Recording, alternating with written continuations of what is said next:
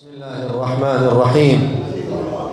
الحمد لله رب العالمين، والصلاة والسلام على أشرف الأنبياء وسيد المرسلين، نبينا وحبيبنا محمد صلى الله عليه وعلى آله وصحبه ومن سار على نهجه إلى يوم الدين. رب اشرح لي صدري ويسر لي أمري واحلل عقدة من لساني يفقه قولي. Amma ba'd. Her şeyden önce muhterem kardeşler, kardeşimizi tebrik ederim. Allah Subhanahu ve Teala onun bu izdivacını hayırlı, bereketli etsin. Allah Subhanahu ve Teala ne kimi hayırlar var kardeşimize, valideynlerine, ailesine nasip etsin. Allah Subhanahu ve Teala kardeşimizi ve bütün Müslümanları bu dünyada ve ahirette xoşbəxt etsin. Həqiqətən gözəl bir məclisdir. Xeyirli, bərəkətli, halal, gözəl bir məclisdir. Allah Subhanahu wa Ta'ala bu məclisi təşkil edənlərdən razı olsun. Həqiqətən möhtərəm qardaşlar, evlilik Allah Subhanahu wa Ta'ala'nın bütün Müslümanlara verdiği gözəl bir neymətdir. Allah Subhanahu ve Teala Kur'an-ı Kerim'de bizlere buyurur ki: وَمِنْ آيَاتِهِ أَنْ خَلَقَ لَكُمْ مِنْ أَنْفُسِكُمْ أَزْوَاجًا لِتَسْكُنُوا إِلَيْهَا. Öz nəfslərinizdən zövcələr xəlq etməsi Allah Subhanahu ve Teala'nın ayetlerindendir. Həqiqətən bu evlilik hayatı Allah Subhanahu ve Teala'nın nimetlerindendir. Nimetin de şükrü nedir möhtərəm qardaşlar? Onu güzel şekilde o nimetin şükrünü vermek.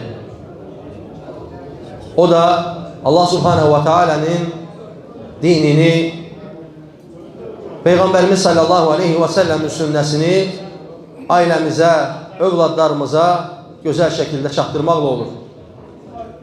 Onlara bu güzel dinimizi onlara çatdırmakla, onlara izah etmekle xoşbəxtçiliyi, səadəti ailədə tapa bilərik.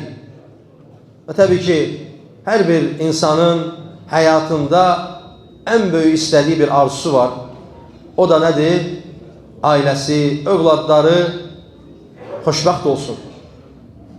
O xoşbəxtliyin sirrini bəzən insan lazım olmayan yerlərdə axtarır. Ancaq Allah Subhanahu ve Teala bizlərə onu dinimizde koyup, vallahi dinimizi ne kadar güzel yaşamaya çalışarsak o kadar da ailede saadet, xoşbəxtçilik, huzur olar. Alimlerden birisi getirir ki, eğer övladını güzel terbiye etmek istiyorsansa, güzel bir sifəti bizlere tövsiye edir. Deyir ki, təsamuh, bağışlanma sifətini özünə vəzifə et. Və övladın da o gözəl sifəti sənin dilindən yox, sənin əməllərində gördüyü zaman görəcək ki, səndə o sifətin tətbiqini səndə görəcək və beləliklə onun simasında böyüyəcək, böyüyüb başa çatacaq. Görəcək ki, atası evdə öz həyat yoldaşıyla necə davranır, onu necə başa düşür, onun haqqını, onlar bir-birlərinin haqlarını necə ödəyirlər və bu artıq tətbiqi bir həyatdır. Övladlar isə onu müşahidə edir. Sən onu bəzən oturarsan, saatlarla, aylarla, illərlə danışarsan, ancaq övladlar sənin o danışdığını yox, o sənin evdə etdiyin o tətbiqi, o gözəlliyi götürərlər və özlərinə sima edərlər. Necə ki, alimlərdən birisi deyir ki, insanın əsl sifəti onun evində bəyan olur, açıq olur, açılır. İnsan ola bilsin ki, kardeşleriyle, dostlarıyla, etrafıyla, əzizləriyle 1 saat, 2 saat vaxt keçirsin və onlarla gülsün, danışsın, xoşbəxt bir gün keçirsin. Ancaq buyurur ki, əsl siması onun evə girdiyi zaman onun əsl siması üzə çıxır. Çünki illərlə yaşadığı həyat yoldaşı ilə heç bir pərdəni bağlı saxlaya bilmir. Və hər kəs öz həyatımıza qayıdarsaq, onu gözəl şəkildə anlaya bilərik. Ona görə insan hər zaman çalışmalıdır ki, evində bunu qorusun. Əgər mümin, müsəlman evində bunu tətbiq edə bilirsə, artıq o gözəl bir haldır, gözəl bir nümunədir və artıq özünün, nəfsinin islahının əlamətlərindəndir ki, o insan evdə onu tətbiq edə bilir. Əgər çöldə gözəl həyat keçirərsə, evə girdiyi zaman bütün acılarını, bütün dərdlərini, bütün xoşa gəlməz sifətlərini evdə açarsa, artıq Allah qorusun, bu bir növ nifaqa gətirib çıxara bilər. Nəyə görə? Çünki sən və mən göründüyümüz kimi olmuruq artıq. Əsl simamız evdə üzə çıxır. Ona görə evdə simamızı qorumalıyıq ki, bu təhlükəli sifəti üzərimizə almayaq, nifaq sifətini. Allah qorusun.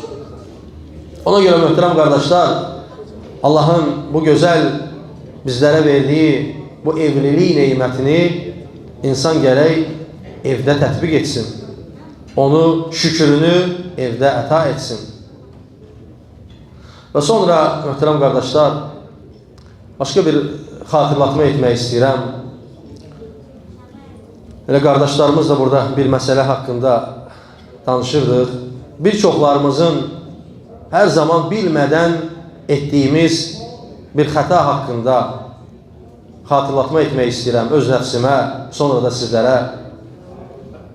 Bir çox hallarda, möhtərəm qardaşlar, deyirik ki, dilimizdə bəzən əzbər olub, bəzi insanların həyatının tərzi olub, deyir ki, filan kəslər yaxşı insanlar deyil.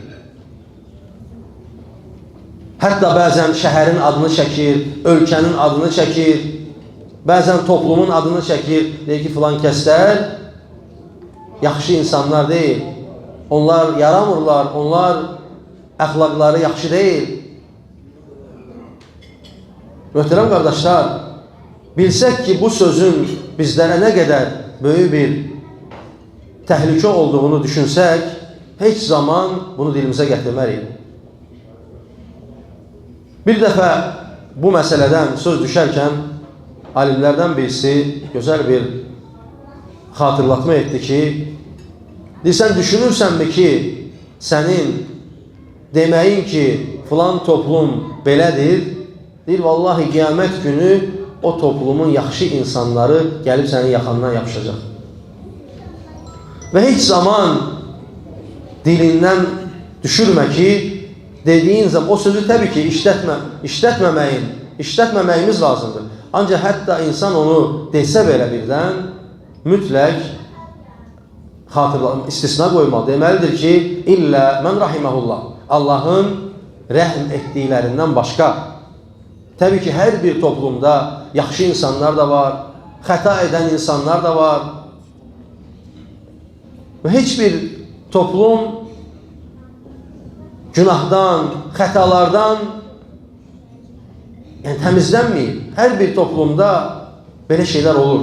Ona görə bu məsələyə çox diqqət etməliyik. Çünki əgər insan buna diqqət etməzsə, bu tövbə ilə də bağışlanmaya bilər. Nəyə görə, möhtərəm qardaşlar? Çünki burada bir qul haqqından və daha geniş desək, qulların haqqından bəzən onu minlərlə, yüzlərlə insanın haqqına girmiş qədər insan qul haqqı yüklənir. Və sonunda da Allah qorusun Peyğəmbərimizin sallallahu aleyhi və səlləmin gətirdiyi hədisə gətirib çıxarır ki, bir gün sahabələrə deyir ki, ətədrunə mənül müflis. Deyir, siz bilirsinizmi ki, müflis kimdir? Müflis, təbii ki, sahabələr, orada olan insanlar hərəsi bir cür ona bir izah verir ki, müflis o kəsdir ki, malı, pulu, heç nəyi olmayan, təbii ki, müflis sözü lüğətcə götürəndə heç nəyi olmayan. Sonunda Peyğəmbərimiz sallallahu aleyhi və səlləm deyir ki, müflis o kəsdir ki, qiyamət günü dağlar qədər savablarla gələcək. Bu dünyada gözəl savablar yığıb, əziyyət çəkib, əməl edib, çalışıb, bacardığı qədər, dağlar qədər savablar yığıb. Və sonunda Peyğəmbərimiz sallallahu aleyhi və səlləm buyurur ki, وَقَدْ شَتَمَ هَذَا وَقَذَفَ هَذَا وَأَخَذَ مَالُ هَذَا. Bu deyir, müflis o kəsdir ki, qiyamət günü dağlar qədər savablarla gələcək və artıq o insan bu dünyada qardaşına söyüb, başqa bir qardaşının haqqına girib, başqa bir qardaşına dil uzadıb, ona xoşa gəlməz söz deyib, onun arxasınca danışıb, onun haqqına girib və hər kəs gələcək qiyamət günü öz haqqını götürəcək və təbii ki, o gün elə bir gündür ki, hər kəs istəyir ki, nəsə qazansın. Artıq bu dünyada əməl edə bilirik ki, orada əməl yoxdur. Ona görə hər kəs istəyəcək ki, o dünyada nə isə qazansın, götürsün. Uf demədən o xeyirlərini səndən alacaq. Nəyə görə? Bir dənə oturduğun məclisdə demirsən ki, filankəs toplum belədir. Və onların yaxşıları qiyamət günü öz haqlarını səndən tələb edəcəklər. Və düşünənlər üçün bu hadisədə böyük ibrət var.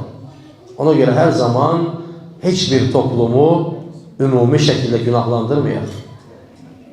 Əgər birdən insanın dili çaşaraq bunu deyərsə, mütləq və mütləq istisna qoysun. Desin ki, Allahın rəhm etdiklərindən başqa. Çünki sələflər, sahabələr bildiyimiz kimi onlar haqqında kimsə danışardısa, mütləq yox, sadəcə onlar onu istəməzdilər kimsə onlar haqqında danışır. Sadəcə onu mütləq şəkildə onun qarşılığını verməzdilər. Ona hədiyyə göndərərdilər. Nəyə görə hədiyyə göndərərdilər? Çünki ağıllı insanlar idi. Bilirdilər ki, bu dünyada heç nə bizə fayda verməyəcək. Bu dünyada nə qədər danışırlar, danışsınlar. Əsas odur ki, ahirətdə bizim ona ehtiyacımız olacaq. Necə ki buyurulur, وَغَدًا حِسَابٌ بِلَا عَمَلٍ. Biz o yerdə olacaq ki, orada hesab olacaq, heç bir əməl etmək olmayacaq. O gün hər kəs gözləyəcək ki, görüm hardan nə qazanıram.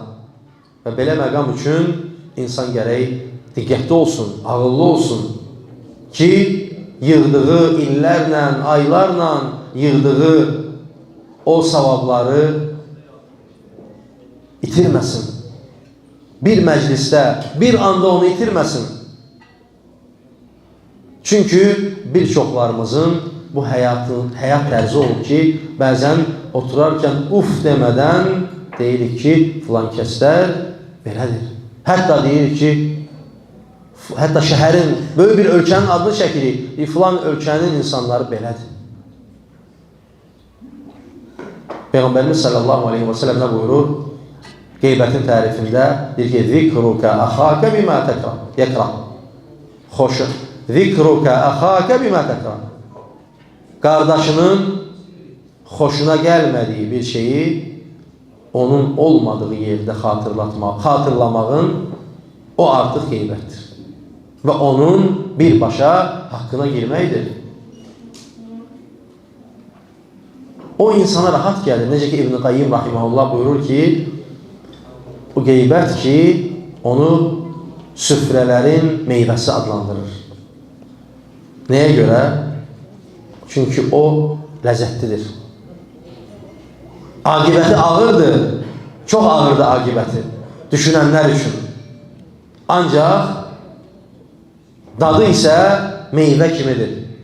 Şirindir, dadlıdır. Yedikcə insan yemək istəyir. Danışdıqca danışmaq istəyir. Və düşünmür ki, bunun aqibəti böyüdür. Bəzilərimiz maşallah 20 ildir, 25 ildir, 30 ildir, elhamdülillah Allah hidayət verib. İslam dinini yaşayırıq, bacardığımız qədər hidayət verib Allah Subhanahu wa ta'ala. Bu gözəl neyməti bizlərə nəsib edib. Ancaq bu uzun illərə baxmayaraq bəzən görürük ki, o əməli, o xırda bir, yəni söz olaraq xırdadır, aqibəti böyükdür. Onu hələ də insanlar dilindən düşürməyib. Ona yüngül bir şey kim baxır. Hətta deyir və onun üzərindən həmən keçir. Ona görə, möhtərəm qardaşlar, öz nəfsimə, sonra da sizlərə bu məsələyə xüsusi diqqət eləməyimizi xahiş edirəm. Çünki qiyamət günü müflislərdən ola bilərik. Düşün ki, yaşamısan 70 il, Allah ömür verib, 80 il ömür verib yaşamısan, namaz qılmısan, oruç tutmusan, ibadət eləmisən, xeyir əməllər etmisən. Ancaq qiyamət günü, necə ki buyurulur, o dağlar qədər savabı sən də yığmısan. Ancaq bir anda onları itirmisən. Necə itirmisən? Çünki insanlara onu paylamısan. İnsanlara onu hədiyyə etmisən. Qiyamət günü yüzlərlə, bəzən minlərlə insan gələcək, deyəcək ki, ey filan kəs, heç acımadan, heç sənə rəhm etmədən, çünki ehtiyacı var.